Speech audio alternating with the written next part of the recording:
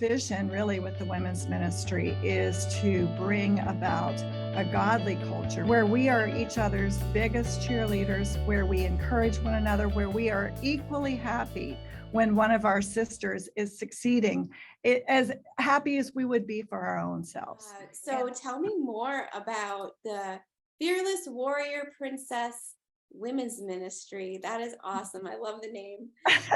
Well, first of all, one of the things I told the Lord that I never wanted to do was to work in a women's ministry, which, note to self, never say never to the Lord ever, because I'm now doing everything I ever said I would not do, including marrying a pastor, much less being a pastor.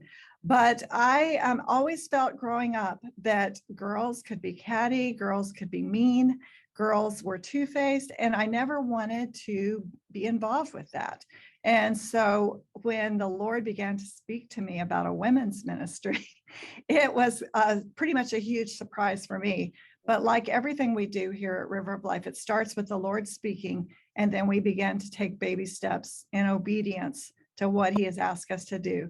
And the name Fearless Warrior Princess, I actually asked the Lord, if he were looking at his daughters, what would he call us? And I felt like, fearless does not mean that we never experience the emotion of fear. It means that we do not allow fear to hold us back from any good thing that God calls us to do. And if we have to do it with our knees trembling, then let's do it afraid, as Joyce Meyer says. Yes. And then warrior, he has called us to war. We are in a battle. We know that. It would be foolish for us to assume otherwise. And so that one kind of goes without speaking. And then the princess, I struggled with that one, to be honest, because when we say princess, it conjures up maybe images of someone being waited on hand and foot. And I didn't want that, because we are very much working and serving princesses. But the princess simply describes our relationship to our Father. We are princesses because our Father is a king. And so it's that relationship that really anchors and is the basis of our ministries. And that's a culture that we are trying to cultivate here at River of Life, even from tiny girls. We have ministry for little girls, 5 and up. And they come to our women's conferences too, because we want them to look and see, that's what I'm going to be when I grow up. This is what a girl, a young woman, a lady at River of Life is. And I want to emulate that. That's my heartbeat. My heartbeat is mentorship, because I know when I was starting our ministry, I looked around and I couldn't find anyone that would pour into me. So I had to kind of do that pioneering alone. And then when, we had an outreach center of food, clothing, domestic violence, pregnancy assistance, all of that. And when I would watch the women come, the women who are in such great need, poverty, abuse, addiction, and then they have the kids in tow. And I was there long enough to see the next generation walking in the same thing. And I got so angry.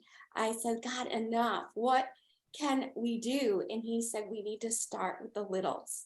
Mm-hmm. We need to start with the littles. So I love that you said that here. My workshop is going to go into the need, the dire necessity for inner healing in today's world. In our position as pastors, we see so many getting off the path, people ending their lives in despair, people on anxiety meds, unable to sleep. And I feel like I can say confidently that if there was ever a need for inner healing, it is now. And the good news is that Jesus wants to restore our souls. He wants to come. Yes, physical health, mental health, everything is important to him. And so I'll be highlighting a lot of that, along with some of my own story. I thank you, Lord, for your purpose for this conference and for this ministry.